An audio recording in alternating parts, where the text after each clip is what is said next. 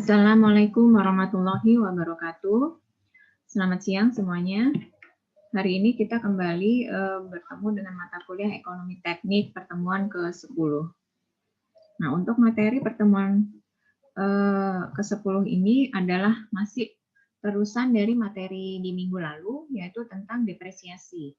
Jadi saya akan melanjutkan dengan metode-metode yang lainnya. Nah, yang pertama ada metode keseimbangan menurun atau DB atau drop balance ya. Nah, metode ini juga menyusutkan nilai suatu aset lebih cepat pada tahun-tahun awal. Jadi mirip dengan SOID. Jadi metode ini digunakan ada percepatan penurunan. Dihitungnya depresiasinya cepat pada tahun-tahun awal. Dan secara progresif menurun pada tahun-tahun berikutnya. Nah, metode ini bisa digunakan, khusus untuk DB, bisa digunakan bila umur aset atau alat, mungkin atau properti gitu ya, lebih dari 3 tahun. Jadi umurnya lebih panjang. Nah, di sini rumusnya adalah ini, untuk depresiasinya dan nilai buku yang ini ya. Nah, untuk depresiasi, rumusnya adalah D kecil. D kecil itu adalah tingkat depresiasi yang ditetapkan. Nanti di akhir yang bagian ini saya akan menjelaskan bagaimana menghitung tingkat depresiasinya ini. D kecil dikali BV T-1. BV itu nilai buku tahun sebelumnya, T-1 itu ya berarti ya. Nah, sehingga untuk menghitung nilai buku, maka rumusnya adalah BV tahun sebelumnya dikurangin D tahun yang terhitung. BV T-1 dikurangin DT gitu ya. Nah, jadi ini penurunan rumusnya.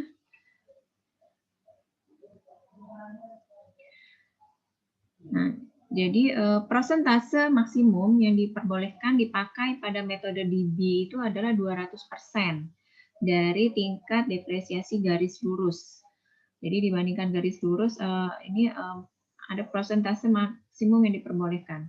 Nah, jika metode straight line atau garis lurus itu mendepresiasi suatu aset dengan tingkat 1/n setiap tahunnya, maka presentasi tetap maksimum yang diperbolehkan dipakai pada model DB ini adalah 2/n.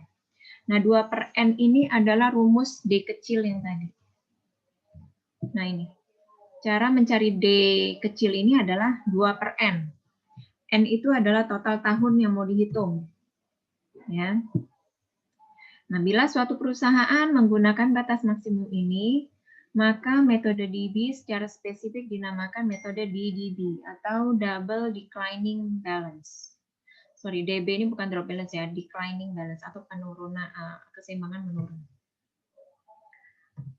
Saya lanjutkan lagi dengan metode depresiasi selanjutnya. Tadi DB atau DDB, sekarang ada sinking fund atau SF. Nah, asumsi dasar yang digunakan pada metode depresiasi sinking fund ini adalah bahwa penurunan nilai suatu aset itu semakin cepat dari suatu saat ke saat berikutnya.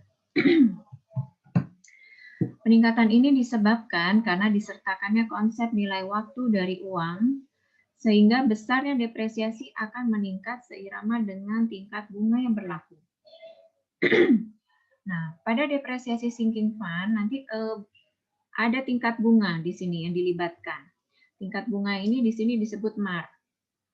Nah, metode ini jarang dipakai dikarenakan metode depresiasi sinking fund tidak akan menguntungkan bila ditinjau dari sudut pajak yang harus ditanggung perusahaan. Nah, ini adalah rumusnya yang digunakan. Jadi pertama kita harus cari A dulu. A, rumusnya adalah P dikurangin S. Nilai pembelian dikurangin nilai sisa ya. Lalu kita pakai tabel pemajemukan. Cari tabel pada kolom A per F, I persen, jadi nanti akan ada suku bunganya, dikali N. Oke. Nah, selanjutnya untuk mencari DT atau nilai depresiasinya adalah P dikurangin S, lalu menggunakan tabel pemajemukan A per F, I persen, N. Jadi ini total tahun ya, 6. Nah, selanjutnya dikali, ini P minus S dikali koefisien pada tabel pemajemukan yang A per F, lalu dikali dengan F per P, I persen, dan di belakangnya adalah T minus 1. Jadi kalau misalnya ini tahun kedua, untuk menghitung tahun kedua, maka 2 dikurangi 1 untuk mencari N-nya pada tabel. Ya. Selanjutnya, ini adalah rumusnya yang tadi. Metode yang terakhir adalah metode depresiasi unit produksi. Nah, bila penyusutan suatu aset lebih ditentukan oleh intensitas pemakaiannya dibandingkan dengan lamanya alat tersebut dimiliki, maka depresiasinya didasarkan pada unit produksi atau unit output dari aset tersebut. Maksudnya apa di sini? Jadi maksudnya adalah ini dihitung dari kinerja si alat atau kinerja dari properti tersebut. Ditentukan pada seberapa seringnya digunakan alat tersebut, seberapa banyaknya produk yang dihasilkan misalnya. Misalnya kalau alat berat, seberapa sering dia digunakan, sudah berapa kilometer jalan yang dikerjakan oleh alat berat tersebut misalnya. Nah, prinsipnya unit produksi itu bisa dinyatakan dari salah satu ukuran berikut. Dari output produksi, misalnya berapa volume atau berat dari material yang dipindahkan oleh suatu alat pada tahun tertentu, atau mungkin luasan jalan yang dikerjakan oleh suatu alat gitu ya. Atau apalah, pokoknya ini dihitung dari output produksi. Selanjutnya hari produksi, menunjukkan jumlah hari operasi suatu aset dalam satu tahun. Misalnya dalam setahun digunakan berapa hari. Nah, yang terakhir adalah dari proyeksi pendapatan. Di sini menunjukkan estimasi pendapatan pada tahun tertentu dari suatu aset yang disewa dibandingkan dengan estimasi pendapatan dari penyewaan alat tersebut selama pemakaiannya. Jadi misalnya gini, dengan memiliki suatu alat itu, maka kira-kira proyeksi pendapatan kita per tahunnya itu berapa? Nah, itu kita bisa hitung gitu ya. Oke, saya lanjutkan. Nah, pada metode depresiasi unit produksi ini atau production unit, ini di sini untuk mencari DT-nya itu adalah sama dengan UT dibagi U. UT itu adalah jumlah unit produksi suatu aset selama tahun ke T. Dan U itu adalah total unit produksi dari aset tersebut selama masa pakainya. Untuk mencari BVT-nya, rumusnya adalah demikian. Nah, dari 5 metode yang sudah saya sampaikan dari pertemuan yang ke-9 kemarin dan pertemuan yang ini ke-10, jadi kan berarti ada 5 ya, metode garis lurus, straight line, metode SOID, metode DDB, metode sinking fund, dan yang terakhir adalah metode unit production. Maka metode garis lurus merupakan metode yang paling mudah dan paling banyak dipakai. Jadi metode pertama itu paling banyak dipakai. Nah, metode SL ini mengakibatkan nilai buku suatu aset itu menurun dengan kecepatannya tetap. Namanya straight line, jadi grafiknya dia garis lurus. Dan kecepatannya itu tetap. Nah, metode jumlah digit tahun atau SOID dan metode keseimbangan menurun DB atau DDB tadi adalah metode yang dipercepat sehingga menimbulkan depresiasi yang lebih besar di tahun-tahun awal. Nah, kedua metode ini dari segi pajak itu sangat menguntungkan karena di tahun-tahun awal yang nominalnya besar dia penurunannya dipercepat gitu ya. Nah, metode DB lebih cepat menurun bila dibandingkan dengan SOID. Kalau pakai DB lebih cepat lagi turunnya. Sementara itu depresiasi sinking fund adalah metode yang terbalik dengan metode DB atau DDB. Karena metode depresiasinya itu lebih kecil pada tahun-tahun awal, sehingga dari segi pajak kurang menguntungkan. Nah, dari segi beban pajak ya, metode ini tadi metode sinking fund tadi tidak memberikan keuntungan. Sementara metode unit produksi tidak memiliki pola yang jelas karena besarnya depresiasi tergantung pada penjadwalan produksi.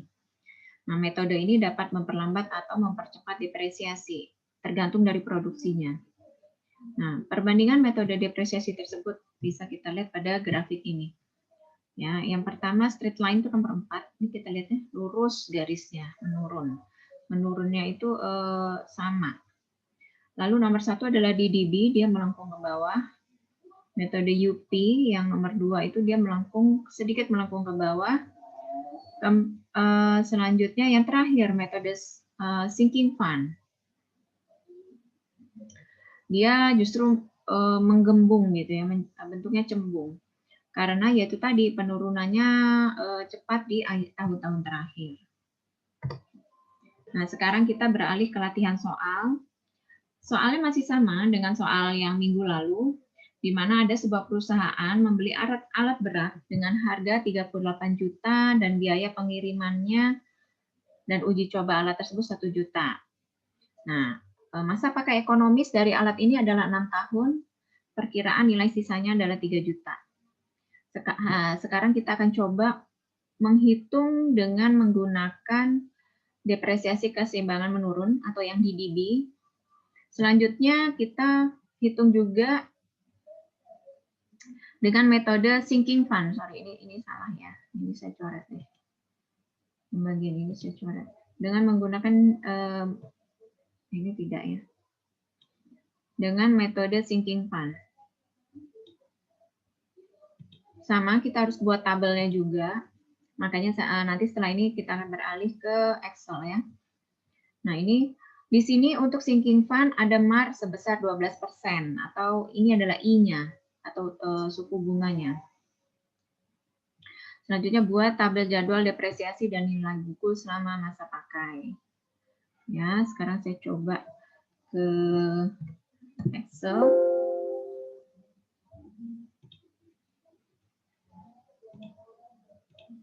Nah, ini saya sudah siapkan. Ini perhitungan kita minggu lalu ya. Kita sudah menghitung metode garis lurus, lalu SOID. Nah, pertama untuk metode DB, di sini ada rumusnya adalah D dikali BV T-1. Lalu untuk BVT-nya, untuk nilai bukunya adalah BV T-1 dikurangin DT. Nah, untuk nilai D, di sini rumusnya adalah 2/N, karena kan ini bukan DB ya, tapi DDB, double declining balance. Maka kita menggunakan D-nya sama dengan 2/N. Nah, tahunnya kan ada 6 tahun, maka 2/N-nya sama dengan 1/3. Untuk tahun ke-0 atau tahun ketika alat tersebut dibeli, maka depresiasinya masih 0 ya. Nilai bukunya masih utuh, 39 juta. Ini diperoleh dari mana? Diperoleh dari harga beli sama harga pemasangan tadi. Harga pemasangan, ongkir, dan lain sebagainya, 1 juta. Selanjutnya, untuk menghitung DT, nah ini adalah D, D-nya adalah 1/3. 1/3 dikali, saya akan langsung masukkan rumusnya, BV T-1. BV T-1-nya, ini T-nya kan 0, T-nya 1 dikurangi 1, 0, maka dikali yang ini. BV-nya nilai bukunya yang 39 juta. Nah, maka seperti ini. Hasilnya depresiasi di tahun pertama 13 juta. Saya akan tarik ke bawah ya. Coba. Nah, selanjutnya untuk BVT atau nilai buku pada tahun ke T, sekarang ada tahun ke-1 yang mau kita hitung. Rumusnya adalah BVT-1. Jadi BV atau nilai buku tahun sebelumnya dikurangin DT. DT itu adalah depresiasi tahun yang sama, tahun ke-1. Kita lagi menghitung tahun pertama, maka DT-nya adalah tahun pertama yang ini. Maka 26 juta, ini langsung muncul. Nah, sekarang saya tarik aja lurus ke bawah semuanya, maka ini adalah hasilnya ya. Ini adalah hasil perhitungan, ini langsung saya pakai rumus biar cepat. Nah, selanjutnya untuk metode sinking fund. Metode sinking fund ini saya minta kalian kerjakan di rumah. Jadi nanti yang dikerjakan di rumah, yang metode di DB tetap kalian kerjakan juga, kalian kerjakan ulang. Coba kalian hitung ulang berdasarkan video tutorial yang sekarang saya sampaikan. Jadi kalian wajib menyimaknya sampai selesai. Lalu kalian coba kerjakan yang metode DDB dan metode SF. Metode SF itu kalian masukkan rumus yang ini. Jadi di sini ada MAR, atau MAR-nya itu sama dengan I ya. MAR-nya kan 12%, sesuai dengan soal yang tadi ada di PowerPoint. Sehingga kalian harus cari dulu nilai A-nya. Nilai A-nya adalah P dikurangin S, lalu buka tabel pemajemukan, cari di kolom upper F, I-nya 12%, N-nya 6 tahun. Itu adalah nilai A-nya. Nilai A-nya tetap. Nah, selanjutnya untuk menghitung DT, maka kalian menggunakan rumus yang ini. P dikurangin S, P-nya kan 39 ya, P-nya 39 betul, 39 yang ini. Terus S-nya 3 juta. 3 juta adalah nilai sisa. Ingat ada S di sini, 3 juta. Nah, selanjutnya kalian buka tabel pemajemukan, cari di I-nya yang 12%, di kolom upper F. Ini N-nya adalah 6 tetap, dan dikali, lihat di tabel pemajemukan kembali, F per P, I persen, T minus 1. Jadi kalau misalnya mencari D tahun pertama, maka di sini adalah 1 dikurangi 1. Maka ini 0 hasilnya. Nah, nanti ini kalian kalikan, maka menjadi nilai di sini. Nah, untuk mencari nilai buku atau BV pada tahun ke T, maka rumusnya ini baru menggunakan hasil A tadi. P dikurangin A. P dikurangin A berapa? Dikali, buka tabel pemajemukan, F per A, cari di kolom F per A, koma I persen, I-nya 12%, kali T. Kalau mencari nilai buku tahun kedua, maka T-nya 2. Kalau tahun ketiga, maka T-nya 3. Nah, di sini adalah N-nya ya. Kalau yang di tabel pemajemukan kan N kecil. Itu sama, periode, menunjukkan periode. Oke, saya harap kalian bisa mengikutinya, bisa memahaminya, cara mengerjakan soalnya, karena pada dasarnya sangat mudah menurut saya. Kalian tinggal mengaplikasikan saja, mensubstitusikan angka-angkanya ke dalam rumus. Udah nggak ada yang aneh-aneh nih rumusnya. Tinggal kalian substitusikan, kalian kali-kali kalian hitung gitu ya. Untuk yang minggu lalu itu baru 2 orang yang mengerjakan. Saya nggak ngerti yang lainnya, nggak bisa ngerjain atau kenapa ya, saya tidak tahu kendalanya karena memang tidak ada yang WA ataupun memberikan komentar pada kolom. Jadi saya harap semua tugas per minggu itu dikerjakan karena itu ada nilainya yang akan membantu nilai UTS dan UAS kalian.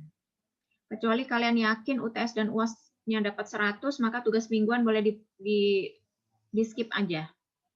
Tapi kalau UTS dan UAS-nya jelek dan kalian tidak pernah mengerjakan tugas mingguan, sorry, maka saya tidak bisa membantu Anda semua ya. Oke, saya harap bisa dipahami, tolong dikerjakan tugasnya. Terima kasih sudah menyimak, saya tutup. Assalamualaikum warahmatullahi wabarakatuh.